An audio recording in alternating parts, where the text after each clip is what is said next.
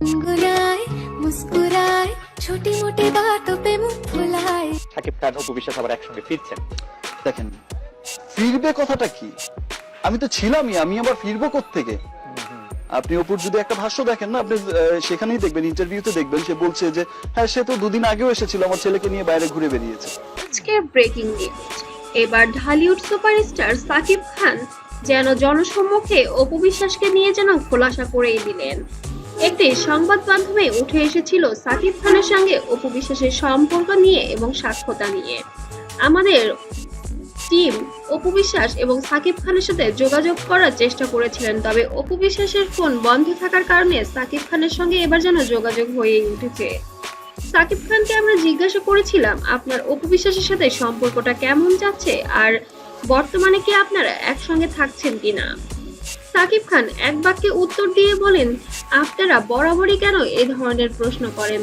আমি আলাদা ছিলাম কবে অপুর কাছ থেকে?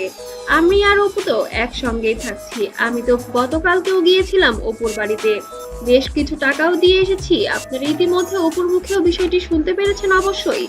এবং আমি অপু এবং আব্রাহাম অনেক মজা করেছি, বাইরে ঘুরতে গিয়েছিলাম যেখানে অপু আমার সঙ্গে ছিল প্রেজেন্ট। ছেলে ছেলে যে এসে ছেলেকে আদর করলো, তারপর অনেক টাকা দিয়ে গেল, এক্স্যাক্টলি অনেক টাকা দিয়ে গেল, আমার ছেলেকে নিয়ে বাইরে ঘুরতে গেল, রাইট। সে সাথে কিন্তু অপুও ছিল, ঘুরতে গেছে। তো আমি তো এমন না যে আমি ছিলাম না, আমি তো ছিলাম প্রেজেন্ট। আচ্ছা, তবে কিছু সোশ্যাল মিডিয়ায় ভিডিওটি ভাইরালও হয়েছে, ইতিমধ্যে আপনারা দেখতে পেরেছেন। তারপরেও কেন এই বিষয়টা নিয়ে আমাকে অবান্তর প্রশ্ন করেন? আমাকে আমার কাজের দিকে ফোকাস করতে দিন।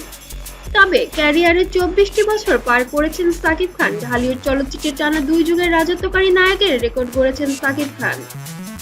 তবে তার সে ক্যারিয়ারের পিছনে অবদান রয়েছে অপু বিশ্বাসের, যা কোনোভাবেই অস্বীকার করতে চান না ঢালিউড সুপারস্টার।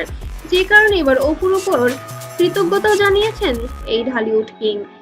তবে ঢালিউড কিং যেন বরাবরের মতোই অপু বিশ্বাসকে সবসময় তার স্ত্রী এবং সম্মানের জায়গা থেকে অনেক উচ্চতায় রাখতে দেখা গিয়েছে, যেটা বুবলির ক্ষেত্রে কখনোই প্রকাশ পায়নি।